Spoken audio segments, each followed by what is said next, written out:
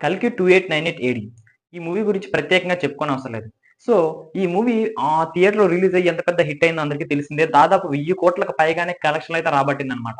So, అంటే అప్పటి వరకి 1000,00,00,000 మార్క్ ఎప్పుడో 'బాహుబలి 1' అదే విధంగా 'బాహుబలి 2' లాంటి రేంజ్ హిట్స్ కొట్టిన 'ప్రభాస్' అన్నయినా ఇలాంటి సినిమాలు తీస్తుంది అన్న టైంలోనే వచ్చింది 'సలార్'. సో, 'సలార్' కూడా 1000,00,00,000 మార్క్‌నయితే అందుకోలేకపోయిందనమాట. ఆ తర్వాత వచ్చిందే 'కల్కి 2898 ఏడీ'. సో, ఈ మూవీ అందరి కోరికలు తీర్చేసిందనమాట. వేరే లెవెల్‌లో ఆడేసింది.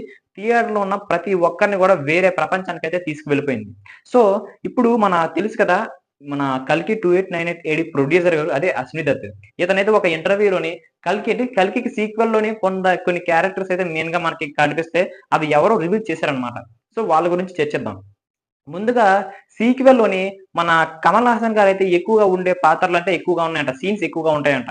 దానికి తోడు 'ప్రభాస్' అన్న సీన్స్ కూడా ఎక్కువగా ఉంటాయంట. ఎందుకు అంటే 'ప్రభాస్' అన్న 'కల్కికి' అదే 'కల్కిని' కాపాడాడా? లేకపోతే ఏ విధంగా చేశాడా? అన్నదైతే ఉంటదంట. సెకండ్ పార్ట్‌లోనే. అదే విధంగా 'కమల్ హాసన్' ఏ విధంగా అతను వాళ్ళందరిని ఎదుర్కొన్నాడు. ఖచ్చితంగా అతను ఒక విజయం సాధించాడా? లేదా?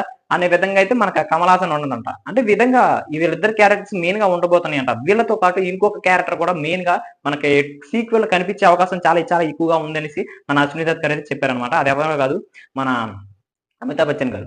'దీపిక' గారి కడుపులో ఉన్న కలికిని ఏ విధంగా అమితాబ్ బచ్చన్ గారు కాపాడారు అన్న విధంగా అయితే మనకు సెకండ్ పార్ట్‌లో చూపించే ఆహ్, సీన్స్ అయితే ఎక్కువగా ఉంటాయనేసి మనకైతే చెప్తున్నారనమాట. ఖచ్చితంగా సరే ఇప్పటివరకు మీరు చూసింది ఒక ప్రపంచాన్నే. తర్వాత వేరే ప్రపంచానికి తీసుకెళ్తారు కదా! ఖచ్చితంగా సరే వీరు మాత్రం వేరే లెవెల్‌లో ఉండబోతుంది అనే విధంగా అయితే మాట్లాడుతున్నారు. అప్పటి వరకి 'నాగ్ అశ్విన్‌ని' తక్కువ అంచనా వేయకండి. ఇతను ఒక వేరే ప్రపంచాన్నే తన మెదడులోనైతే సృష్టించుకున్నాడు. మీ అందరిని కూడా ఆ మెదడులోకి తీసుకువెళ్ళడానికైతే ట్రై చేస్తున్నాడు. ఖచ్చితంగా సరే మీ అందరూ కూడా 'అశ్విని దత్' గారి మెదడుకి అశ్విని అంటున్నానేంటి మన 'నాగ్ అశ్విన్' గారి మెదడుకైతే సెల్యూట్ చేసే విధంగా అయితే మన ఈ సెకండ్ సీక్వెల్ ఉండబోతుంది అనే విధంగా అయితే మాట్లాడుతున్నాననమాట. ఖచ్చితంగా సరే ఈ మూవీ బ్లాక్ బస్టర్ కొడుతుంది. ఆల్రెడీ ఎందుకు సీక్వెల్ మీద ఉన్న అంచనాలు అదే ఫస్ట్ పార్ట్ మీద ఉన్న అంచనాల ప్రకారం సీక్వెల్ కూడా బ్లాక్ బస్టర్ అందుకుంటుంది. కాకపోతే ఇక్కడ బ్లాక్ బస్టర్ ఒకటే కాదు. 2000 మార్క్ అందుకుంటుందా? లేదా? అన్నదైతే ప్రశ్నగా మారిందనమాట. ఖచ్చితంగా అందుకుంటుందని చాలా మంది ఆడియన్స్ చెప్తున్నారనమాట. సరే చూసారు కదా!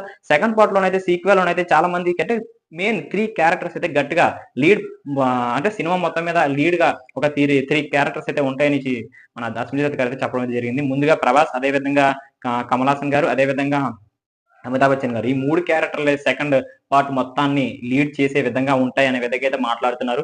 దీనిపై మీ అభిప్రాయం ఏంటో కామెంట్ చేసేయండి. ఇలాంటి మరిన్ని అప్డేట్స్ కోసం మన ఛానెల్‌ని సబ్స్క్రైబ్ చేసుకొని బెల్ ఐకాన్ అయితే క్లిక్ చేసుకోండి. అప్పుడే మనం పెట్టే ప్రతి వీడియో మీ వరకు చేరుకుంటుందన్నమాట. Thank you.